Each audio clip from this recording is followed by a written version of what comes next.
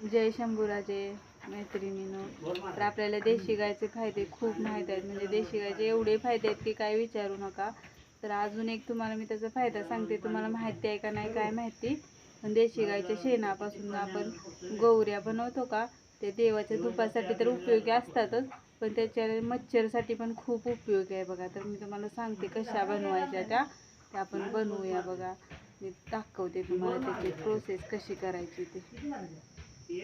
हे गाईचं शेण आहे बघा. हे आपल्या देशी गाईचं शेण असावं लागतं. दुसरं जर्सी वगैरे गायचं नाही चालत. देशी गाईचं शेण घेतले आणि त्याच्यात गोमूत्र टाकायचं. आपण गोमूत्र टाकलं का नाही की आपला लिंबाचा पाला कुठेही भेटतो बघा, कडुलिंबाचा पाला, ती त्याची पानं टाकायची सगळी. देठ वगैरे साईडला काढायचे आणि फक्त पानं टाकायची आणि सगळं मिक्स करायचं. म्हणजे त्याचं व्यवस्थित असं हे होतं सगळं. आणि जर आपल्याला पाहिजे असेल तर त्याच्यात आपण कापूरसुद्धा टाकू शकतोय, पण मी आता नाही टाकलेला. पण जर तुम्हाला पाहिजे असेल तर कापूर टाकू शकताय. आणि मग जास्त जास्त गोमूत्र नव्हतं म्हणून थोडंसं पाणी घेतलं मी त्याच्यात, कारण मिक्स करायला लागतं एकदम छान असं. त्याचे थापट्या झाल्या पाहिजेत अशा.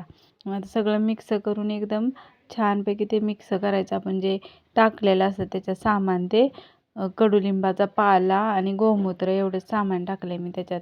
तुम्ही हे पण टाकू शकताय, कापूरसुद्धा टाकू शकताय तुम्हाला जर पाहिजे असेल तर. असे छोटे छोट्या ह्या बनवायच्या आणि सुकट ठेवायच्या. 2 दिवसात एवढ्या कडक उन्हात का नाही, 2 दिवसात चांगले सुकते ते कडक.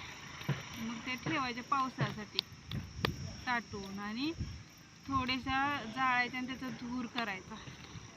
त्यानं मच्छरला खूप फरक पडतो. माझ्या मुलाला का नाही लहानपणी असं गुड नाईट वगैरे त्यानं खूप ॲलर्जी व्हायची. मग मी हेच असं तेव्हापासून करते. आता माझ्याकडे आहेत सुकलेले घरी, मी नाही आणलेले दाखवायला अजून, मागच्या वर्षीचे शिल्लक आहेत. हे काही त्यात काही केमिकल नाही, काय नाही, आपलं एकदम नॅचरल असतं. त्याचा धूर करायचा थोडा वेळ, लगेच मच्छरांना खूप फरक पडतो बघा. एक वेळेला वापरून बघा तुम्ही. शेतकरी असतील तर त्यांच्या घरी गायी असतातच म्हणा, मग ते असं करून बघा.